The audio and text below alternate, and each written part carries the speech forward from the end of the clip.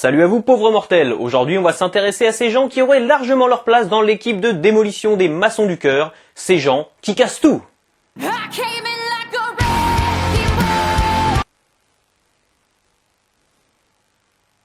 Qui parmi vous n'a jamais rêvé de pouvoir soulever une voiture ou d'être capable d'ouvrir un pot de confiture sans difficulté?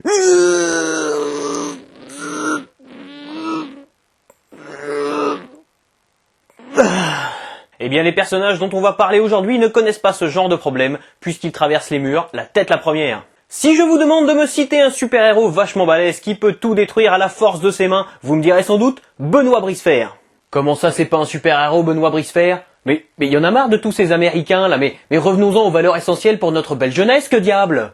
Oui, je parle au mur et je vous emmerde, bande de conformistes. Non, bien sûr, vous me direz l'incroyable Hulk et vous aurez raison. Apparu en 1962 sous la plume de Stan Lee et Jack Kirby, Hulk est en fait à mi-chemin entre les super-héros et les histoires de monstres qui avaient beaucoup de succès dans les années 50. L'anecdote est connue, mais je ne pouvais pas ne pas la mentionner sous peine de recevoir un déluge de reproches. À ses débuts, Hulk était gris. Seulement, compte tenu de la qualité du papier de l'époque, le résultat n'était pas très concluant. Il vira alors au vert par choix éditorial, même si certains diront que c'était en fait un accident. Un accident à base de rayons gamma, c'est ça qui transforma le scientifique Bruce Banner en une monstrueuse créature douée d'une force et d'une résistance surhumaine, capable de parcourir plusieurs kilomètres d'un seul bond. D'ailleurs, de véritables scientifiques ont calculé que compte tenu des lois de la physique, si Hulk existait réellement, la force nécessaire pour réaliser un tel bond le ferait s'écraser sur lui-même. Merci la science! À mi-chemin entre Dr Jekyll et Mr Hyde et la créature de Frankenstein, Bruce Banner connaîtra de nombreux alter-ego, allant d'un Hulk bestial dénué de paroles à des personnages plus complexes tels que Joe Fixit, agent de sécurité dans les casinos de Las Vegas. Quelle que soit la version, c'est toujours un excès de stress ou de colère qui fait perdre le contrôle à Banner, le transformant en une machine de destruction sans limite, sa puissance augmentant proportionnellement à sa rage. De toute façon c'est bien connu, quand on est en colère, on déchire ses vêtements. Non mais ceux qu'on porte sur soi, pas tous ses vêtements. Ah d'accord. J'avais pas compris. Il a donc été établi par Marvel lors d'événements tels que World War Hulk que le Colosse de Jade fait partie des êtres les plus puissants de l'univers, allant jusqu'à rivaliser avec des entités cosmiques. Cependant, on trouve aussi sur Terre quelques sérieux challengers à Hulk, comme la chose des 4 Fantastiques. À ses débuts, Hulk n'a pas rencontré un très grand succès auprès du public, peut-être principalement parce qu'il est plus proche d'un monstre que d'un super-héros. C'est pourtant en affrontant un personnage qui est dans le même cas que lui qu'il gagnera en popularité. En effet, Ben Grimm, alias La Chose, est le seul membre des Fantastic Four qui ne peut pas reprendre son apparence humaine à volonté. Si Red Richards culpabilise énormément, se sentant responsable du physique repoussant de son ami, la majorité des gens prennent peur à sa vue ou se moquent de lui. Il est intéressant de signaler que La Chose doit beaucoup à Jack Kirby. En effet, son physique est inspiré du golem, une créature issue de la religion juive, tandis que son caractère est très proche de celui de l'artiste. Si Ben Grimm n'est pas le personnage le plus puissant de l'univers Marvel, il compense par une pugnacité à toute épreuve et une endurance hors du commun. Cependant, il faudra plus que ça pour arrêter le fléau.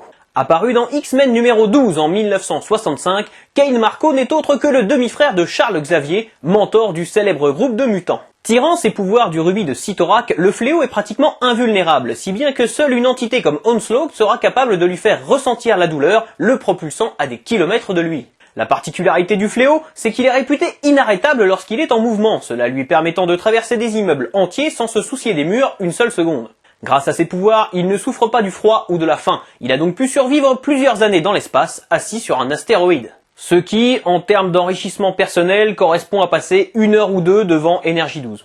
Et on ne pouvait pas parler de destruction sans parler des Démolisseurs, un groupe de super méchants qui fait sa première apparition dans le 17e numéro de The Defenders en 1974. Leur chef, Dirk Garthwaite, alias le Démolisseur, obtint ses pouvoirs par accident, alors que Loki, le frère de Thor, tentait d'accroître sa force. Devenu extrêmement puissant et armé d'un pied de biche indestructible, il partagera ensuite ses pouvoirs avec ses co-détenus, le boulet, le bulldozer et le compresseur. Mais bien qu'il leur arrive de vaincre certains super-héros de l'univers Marvel, les Démolisseurs restent des criminels de seconde zone. Je sais ce que vous allez me dire, jusqu'à présent je ne vous ai parlé que de personnages venant de la Maison des Idées. Mais rassurez-vous, je n'oublie pas la distinguée concurrence, puisque je vais maintenant vous parler de 2 super-vilains qui ont littéralement cassé les plus grands héros de DC Comics.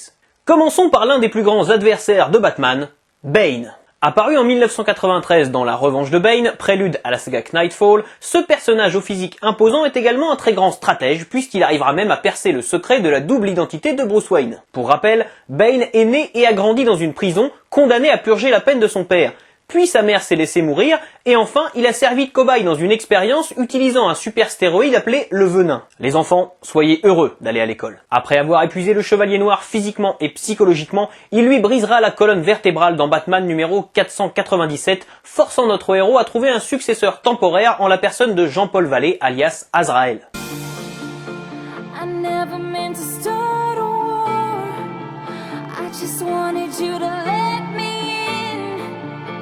Ah regardez, c'est Chris Hemsworth dans Thor! Si Bane a brisé la chauve-souris, Doomsday lui peut se vanter d'avoir tué l'homme d'acier.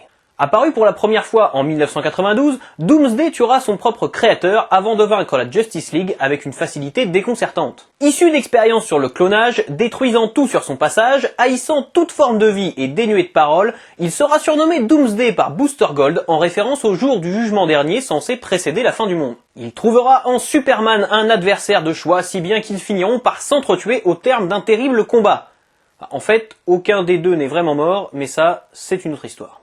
Voilà, jusqu'à la prochaine fois, je compte sur vous pour avoir de saines lectures. Si cette vidéo vous a plu, n'hésitez pas à la partager sur les réseaux sociaux. Si cette vidéo ne vous a pas plu, n'hésitez pas à la partager sur les réseaux sociaux. Vous pouvez maintenant retrouver l'émission sur Facebook et n'oubliez pas de vous abonner à la chaîne pour ne pas rater la prochaine.